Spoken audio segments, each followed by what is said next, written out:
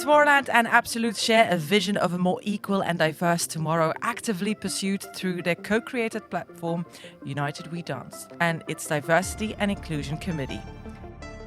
This year, they have united to strengthen human connection and promote cross-cultural exchange globally to help combat loneliness. Welcome to the United We Dance podcast. My name is Camille Polly, and over the next 6 episodes, we'll invite you to get to know some of the many Tomorrowland artists on a more personal level. Get ready for candid discussions about human connection, personal stories, and inspirational chats. He's a nice DJ, yes, we love him. Handsome, good taste, full of energy. Yeah, he's a funny guy. Genuine and carefree. He was the artist that I was listening when I was at high school. It takes me back to 2016. You know what? He's just a boss. We already saw him other times at Tomorrowland. He has melodic tunes that you can also sing along and dance to. You know, that's what got me into EDM back in the day growing up, and he said he's doing a throwback, so of course, watching him today. It's always heartwarming to hear the people of tomorrow talk about their favorite artist, isn't it? Welcome to the studio, Danik. Hey. Hi. How do you feel about coming to Tomorrowland this summer? I'm super excited. I think it's my 11th year now. So I've been coming since 2013. Yeah, it's insane. Every time I still get goosebumps, and I'm super excited for my set. It's a very long-lasting relationship. Yes. What are you expecting from this year's edition, from this year's set? Well, I've actually just saw the stage that I'm playing. The last 2 years I played the big stage with the Dragon, the Rose Garden stage, and this year it's the Plan Axis stage, I guess, which is on the water. I just saw it on Instagram. It's insane again. So I have high hopes, and I'm gonna do a special classic set as well. So it's gonna be really really cool. We all know that for artists, connecting with their fans is very important, but also that it's a challenge to do so when there are so many of them. How do you stay connected to your fans? Yeah, for me, interaction is key. Always has been. Back in the days, I used to call my fans dedicated fans. But I mean, it all starts with the fans. I mean, without them, I'm nothing. Super cliche, but it's true. So I always try to do as much effort as possible to connect with them, even before or after the show, and of course during the show when I'm playing. And the fans, they give me all the inspiration for my songs, and I try to give them as much as input as well through my radio show or just the social media. I try to do everything myself. There's no marketing manager involved answering all the fans. It's me, and I think that's really important, to be genuine and to be authentic as well with that. Yeah, for sure. Would you say that your fans shape or form a sort of community? Yes, 100%. I know, especially a few years back, when everything was at the peak and my career was also at the peak, I had like tons of fan accounts from all over the world, and I still do have a very community-based fan base, which I just opened up a Discord server where I have a lot of fans just interacting with each other, and I think that's amazing that there's, after all those years, they're still supporting me. You mentioned that you DM the people, you kind of run this Discord channel. Would you say that social media has helped you connect and share with your audience in a meaningful way? Yeah, 100%. Even tomorrow when I'm playing this set, I just reached out on my Instagram to say like, okay, of course I can sit here in my studio and try to figure out what I'm gonna play tomorrow for the classics. But let's just ask the fans. I mean, they are there to enjoy my set, and maybe they have a special track or meaning behind it that they really want to hear. And if I forget to play it, then that would be a bummer. So I think that's really important. Listening to your fans, staying true to my music, of course, because there's somehow also a responsibility, I would say. After all those years, you have a certain sound, and I think the fans are really directing me in a way like, of course, sometimes I try something. I'm an artist. I'm evolving all the time, but they keep me with both feet on the ground, and I think that's really important. Yeah, you mentioned that fans play an influence, or they influence you in some way. In what 100%. way have mentors or role models played a part in your development as an artist? I think mentors are equally important as fans, because when I started, and I think a lot of people know this story, Hardwell is and is still one of my best friends. And at the time, we just met in a local bar, just speaking about the passion that we had, which was music. But he was already a few steps ahead. Like he already had like a big career in the Netherlands before his big international success. And he was already producing. I didn't produce, I was just DJing since the age of 17. And so he helped me a lot by just empowering me to say like, oh, you have so much talent, but come sit down in the studio with me and I'll show you how to make music. Because the talent is there, but I didn't have the technical skills at the time. And there wasn't like YouTube to check out all tutorials or those kind of things that we have nowadays, which is great, by the way. So he was a very, very important part of my career. Also, hailing from Breda, that's the city where I'm from. So Tiesto is from there. Tiesto has also been a big influence for many people, but also for myself.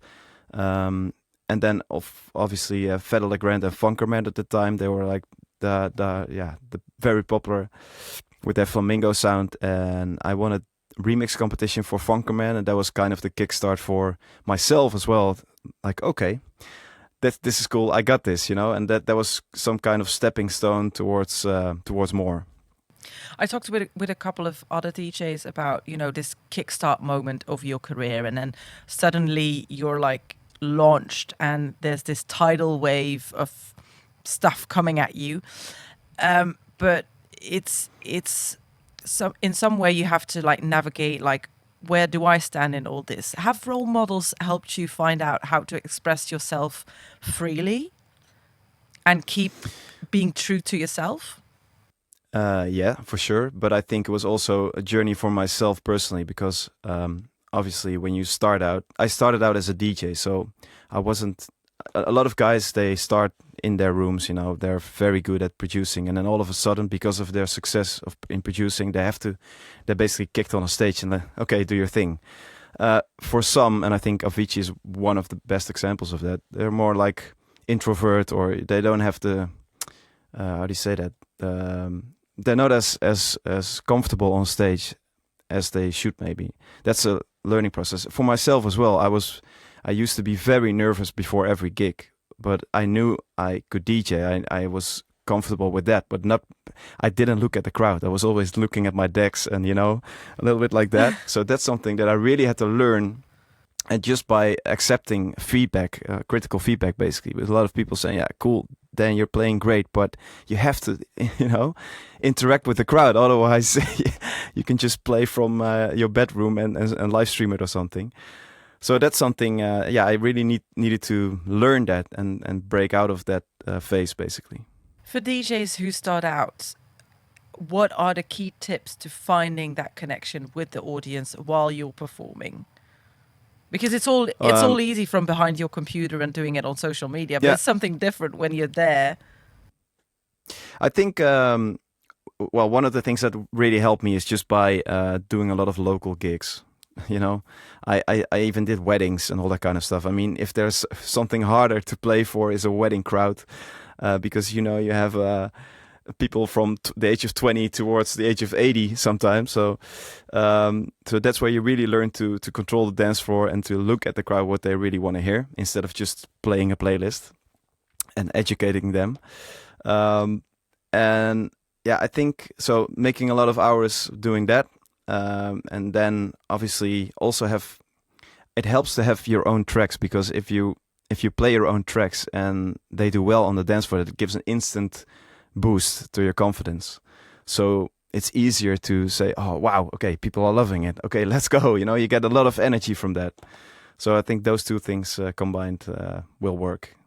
When playing on a stage abroad, I can imagine you meet lots of people from various cultures, like we do here on the Holy Grounds. Can you share a personal story where connecting with someone from a different culture profoundly impacted your life or your perspective on life? Oh, so many examples. I mean, being able to to travel the world, especially in my early years of the Danik project, if you want to call it. That was an eye-opener for me. I gained so much inspiration and so much respect also for other cultures, and you see so many differences also culture-wise. And it's also super cliche, but it really enriches my life and impacted my life heavily because, some anecdote that I recall is just we were also together with Hardwell doing the I'm Hardwell shows for instance, in India. And I remember just driving to the show in this, big BMW, almost lying in the car, relaxed, and then we're driving past, children lying on the floor. It's just so there was total eye opener for me. I was just like, I wasn't aware of that. Like, not, of course, you saw it on the news and stuff. It's not like I have my head in the sand, but you know what? That was a really something like I really want to do something. Give something back, not only play for the money or the fame or whatever.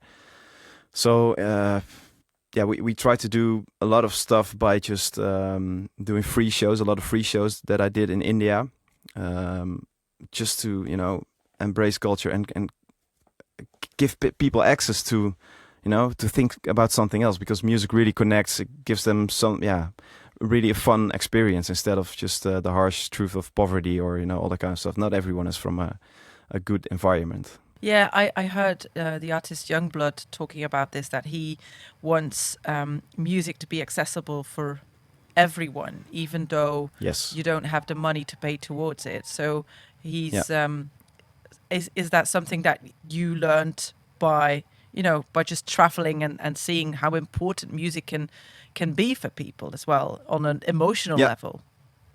Yeah, 100%. And I think that's where social media nowadays is doing a good part, because a lot of music gets seen on TikTok. I mean, almost everyone in the world has TikTok nowadays. A few exceptions there. So the accessibility of music is so much easier than it was before, and I think that's a great thing. I'm also a big fan of even if it's counterproductive for my own business, of free music. But that's why I think YouTube and all those kind of things, where you have like endless live sets of. I just posted a live set actually just for free to people to check it out instead of paying a ticket to see me play. And of course, it's part of marketing as well, but it's also a way of sharing my music with people around the world. And trying to figure out if to gain new fans and new perspectives and new inspiration. If we shift our focus now to another important aspect of human connections, the landscape of the club, festival and rave scene has seen significant changes in terms of diversity and inclusion. I hope I don't offend you when I say that historically there was an overrepresentation of white men. But in the past few years, there has been a growing emphasis on a more inclusive landscape with lineups that are more representative of different cultures, identities, and which are enriching our music space and eventually also representing our music lovers better. Could you share your thoughts on this?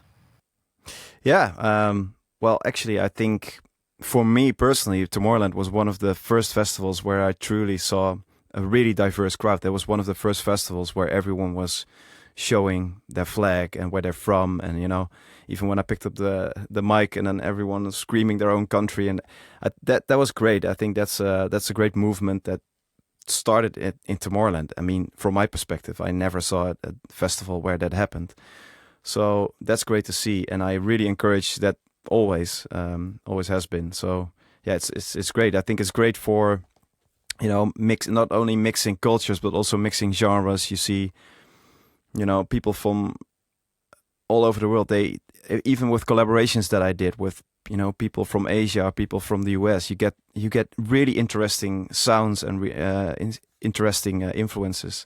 And that's what I love about collaborating, about, opening up all those possibilities for people that might not have those possibilities in their country that easy. So that's where social media and a festival like Tomorrowland, or even festivals in general, are a great way of bringing people together.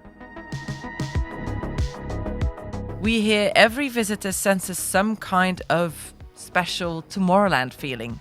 We tested it on the field. I can definitely feel the Tomorrowland love, unity feeling. Yeah.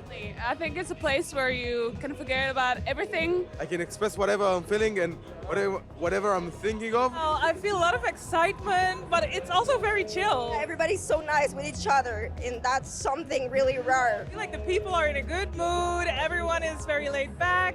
I'm probably gonna take home sadness because I'm sad it's over when I'm gonna go back home.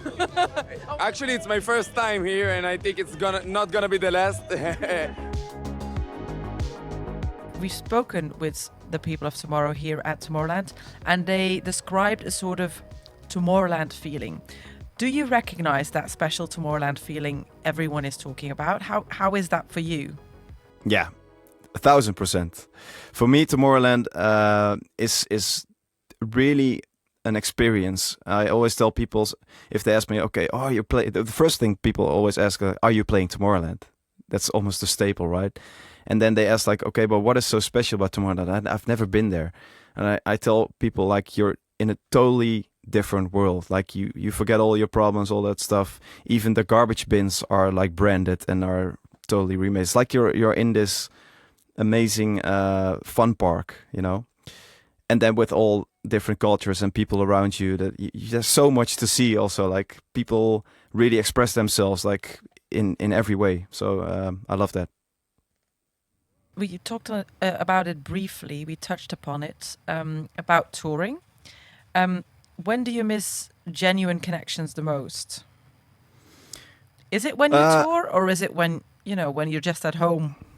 No, when I'm not touring. So speaking of the last couple of years, which were pretty damn hard, to say the least, I felt miserable. I was in a dark place, to be honest. I was sitting here in my studio also, and this became almost a place where I didn't want to be, because festivals, clubs, everything was shut down. All the connections were shut off. Of course, you had live streams and stuff, and I tried that, but it's not the same. It's not the same vibe. So I really noticed how all those years of traveling, how addictive it is as well, and how much it influences my music, but also myself. So I need those connections, and I think people in general need connections, of course. But to be the best version of myself, and also DJ wise and music production wise, I need to travel. I need to meet new places, meet new people, see new places, and all that kind of stuff.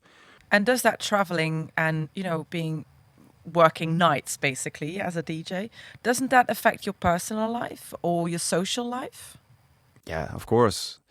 So it's not. I mean, the last few years were also a blessing in that sense of, because I noticed that I was just going in this. I stepped on a train and I was just going, like automatic pilot. I even sometimes forgot to enjoy shows. It was just like I was going.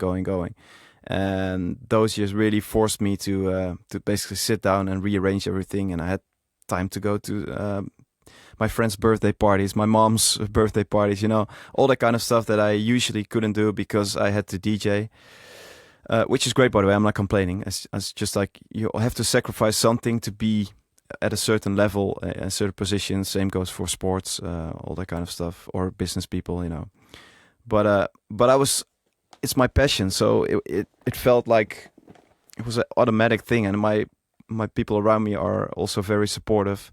But of course, they were very happy that I was finally able to do social things during the weekends where I was usually traveling.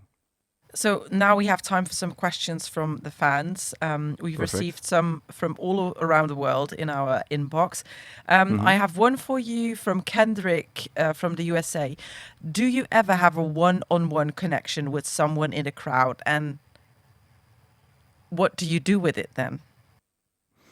Yeah, definitely. It depends, because that's why I like club shows more in a way of connecting with people, because a club show is where I could really see people and look them in the eyes. And usually, they have all these crazy signs or stuff that they bring to the show to get my attention, or just, holding up an iPad or their phone with a request or something silly, or just, Danik, we love you, something, a compliment. or they don't love me. That's also cool. Feedback is also good. Yeah. But so that's great. And festivals is more like, you're playing in front of 10, sometimes 20,000 people. So you only you look over their heads almost, and then of course I see the first line of people. But it's harder to connect. And what I try to do then is either set up meet and greets with the promoter, or I just hop off stage and then go towards the front, and I try to do as many pictures or photos as I can, or just have a quick talk with someone.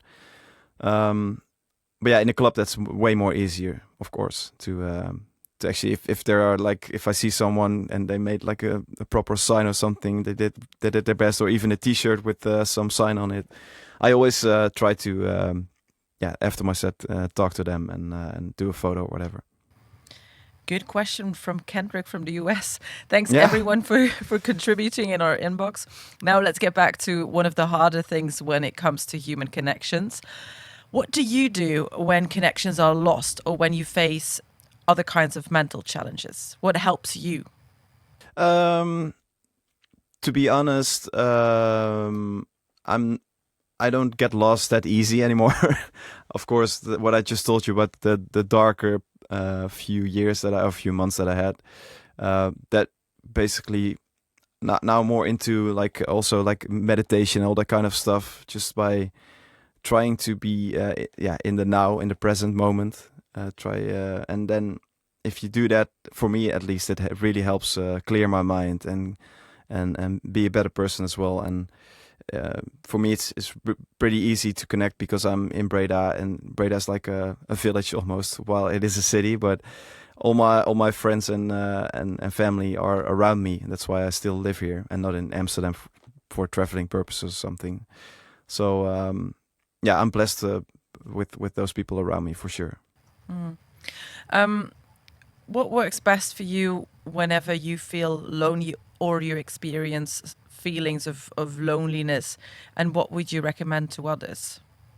So now I used to travel a lot with a tour manager back in the days, but now he has a different job, and I'm kind of forced to travel by myself now, which I also did in the beginning, but I got used to it. But it's of course still it can be very lonely. I always tell people I get paid to travel because the shows are for free. The shows are what I love to do. It's my passion.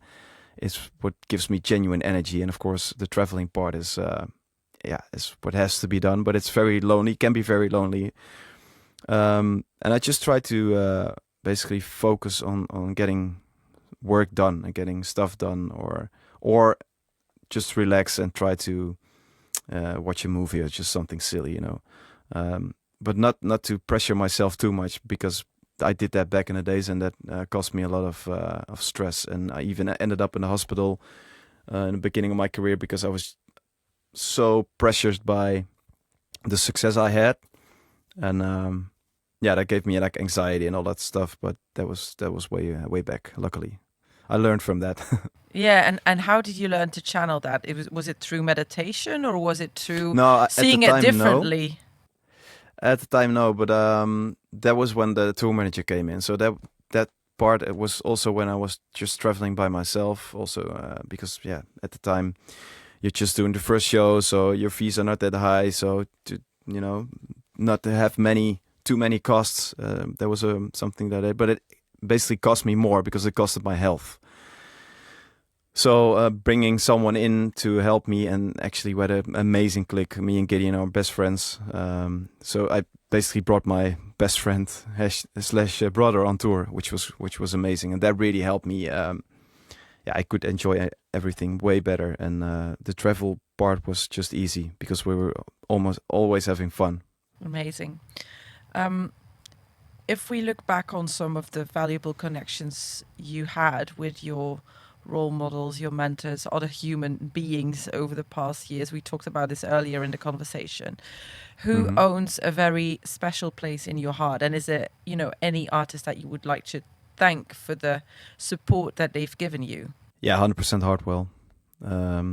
Because he was, not only we were like brothers in crime, because I also was there when when he just released his label, Revealed Recordings. The first ever track on that is something I co-produced with him. But yeah, he basically gave me like a push in the right direction, because at the time I was, I went to school, I had my bachelor in marketing. I was marketing manager at a company here in Breda. And he was like, Dan, what the hell are you doing? I was DJing in the weekends, of course. He said, Doing the weddings. Doing the weddings. No, seriously, doing the weddings, all playing local bars. And he said, dude, you have the talent, come on tour with me. And I was like, yeah, right, And then I spoke to my parents, and they were like, yeah, okay, back in the days we didn't have this this option to basically go for your passion, to pursue your passion. So I think you should do it. Just quit your job, and because you can always go back, because I had my papers and everything. But yeah, in the end, that was the best decision ever. But Robert made it possible, because, he brought me on tour, and of course, I had to do everything myself, but it's the same what Tiesto did with him. Just put him on a platform and share it with the world. Like, hey, this is a cool guy, you should watch him. And then, of course, you have to do everything yourself, because he cannot create passion or just authenticity, or it was not luck, but it was definitely the stepping stone that I needed in my career. And I think that goes for a lot of people. And that's something that I try to do with my label, but also interacting with fans. Let's say they're just starting out. They know where to find me in terms of sending me music. And I try to, if I really like it, of course, and it fits my radio show, I will push it on my radio show. It's just because I know how important it is for people starting out to have someone that can help them and bring attention to the bigger platform. Mm-hmm. Yeah, for sure. I would love to wrap this up, and thank you so much for joining us, Danik, and thanks for sharing your story so openly, and thank you guys at home for listening. Please stay connected and visit our website unitedwedance.tomorrowland.com to listen to more podcasts and read more about our United We Dance program. Till next time.